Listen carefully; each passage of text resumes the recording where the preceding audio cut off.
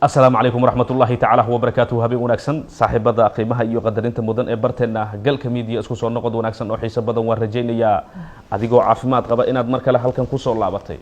أديكو عافمات قبا إن أدمر كلا هالكن إجد دعونا يسوع إله با مهاد إسكاله نكل مية أنجو عافمات قبنا إله بان هاد علينا أنجو مركله أو مركا فرحسن هالكن اسكو صار لعبنا عافمات قبنا إن أديكو دعونا يسوع أن رجين يو kuwa xanuunsanna waxaan leeyahay ilaahay ha caafiyo kuwa muraadka lehna ilaahay ha u fududeeyo Soomaaliya doorashadeedana ilaahay si nabad ah noogu rido waa duco kale oo aan caawa ku duceynayo maxaa yeelay jimco weey dadka ducada laga soo gaarana waan ahay oo markay duceeyaan aqbal ilaahay uu ka dhigo waa tahay markaan intaas kaga imaano bogaadintaas iyo ducadaas dadka Soomaaliyeed iyo dalkaba aan u duceynay caawa waxaan halkan idinkula wadaagi doonaa dhawaan waxa ay golaha ammaanka ee qaramada midoobay ay shaaciyeen in 3 bilood oo kaliya ee xilligan lagu daro dagaalka ay ciidamada shisheeye ay ka wadaan gudaha biyaha badda ee Soomaaliya ee maxaa yeelay burcad badeeda wax la yiraahdo lagula jiro dawladda Soomaaliya muddo hal sano iyadoo loo soo jeediyay way ka biyo diido maxaa yeelay xilligan waxa ay markaa ku soo gabagabaysay 3 bilood iyadoo taasi ay taagan tahay xilligan dawladdu waxa xilligan soo gaari doona toddobaadyada soo socda meel ku qoro maraakiib dagaal oo dawladda Shiinaha ay ugu tala gashay in Soomaaliya lagu wareejiyo biyaha Soomaaliyeedna lagu difaaco muuqaalkan sheer garay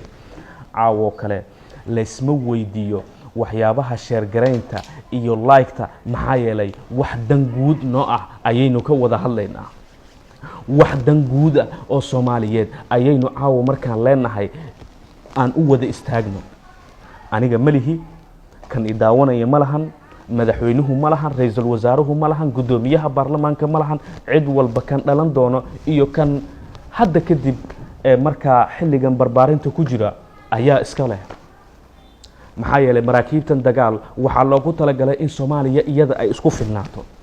ay ku difaacato biyaheeda Shiinaha waxa uu yiri dawladda Soomaaliya xilligan waa xilligii la garab istaagi lahaa maxaa yeelay shuruudo badan ayay buuxisay maxaa yeelay qarannimadeeda iyada ayaa dhisatay maxaa yeelay dalal badan oo cadow ku ah markaan arkay ayaan u gartay in maraakiibtaas aan siiyo safaaraddeena ayaa lagu wareejiyay safiirka dokumentiga maraakiibta maxaa yeelay safar dheerna way soo gali doonaano Muqdisho ayay ku soo xiranayaan si toos waxa loogu wareejin doonaa ciidanka ilaalada badda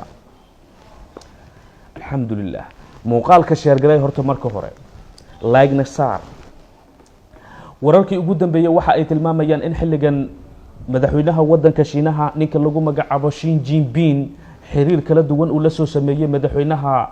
wadanka ee Soomaaliya Maxamed Cabdullaahi Farmaajo wuxuu ku yiri maraakiibtaas waxaan ugu tala galay inaad ku difaacataan biyihiina inaad ku difaacataan dal walba oo cadow idinku ah oo idinku soo weerar lahaa inaad isaga ilaalisaan golaha ammaanka qaramada midoobana ha ogaadaan in Soomaaliya ay isku filan tahay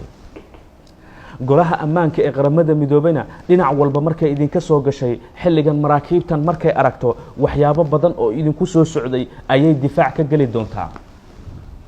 maxaa yeelay hub haddii hore lagaaga saaray cunaqabateen anigu cunaqabateen ima qabato Shiinaha hadalkaas laga soo xigtay madaxdeeda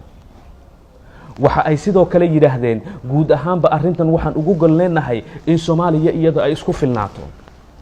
waxa ay sidoo kale yiraahdeen arrintan waxaan sidoo kale uga golneenahay in guud ahaanba ay noqoto Soomaaliya dalkii laga cabsan jiray sidaan naqaanay geesigii Afrika inaad noqotaan ayaan anagu ahaan qaltaageena ayay yiraahdeen Shiinaha ayaa warkaas hadana laga soo xigtay dawladda Soomaaliya waxa ay si weyn oo waliba buuxda ugu mahad celisay madaxda wadanka Shiinaha waxa ay yiraahdeen go'aano badan oo Soomaaliya lagu marin habaabin lahaa ayaad ka soo horjeesateen go'aano badan oo dadka Soomaaliyeed wax loogu dhimi lahaa qarannimadoodina waad ka soo horjeesateen oo maxaa yeelay waxaad tiraahdeen Soomaaliya waa dadkeena Soomaaliya waa dal aan jecelnahay Soomaaliya waa dal aan jecelnahay inay hormarto waa dhinacyada xilligan sida laga soo xiganayo horumarka Soomaaliyana waa inaan ka shaqeynaa wararkii ugu dambeeyey waxa ay tilmaamayaan in maraakiibtaas toddobaadyaddan ayna soo gaari doonaan. tirada ma sheegayo, maxaa yeelay sirta qaranka inaan bixiyo waa laga fiican yahay, balse inay maraakiibtaas nagu soo gol leeyihiin ayaan idin xaqiijinayaa. muuqaalka noo sheergaray. haddaba su-aasha aan caawa idinkaga tegayna waxa ay tahay, haddii maraakiibtaas ayna soo gaaraan, tallaabada ugu horeysa ay Soomaaliya qaadi doonto waa halkee? dalkee ayay ka qaadaysaa ay kula tahay? muuqaalka noo sheergaray. tan iyo kulan dambe, habeenku ha ku wacnaado.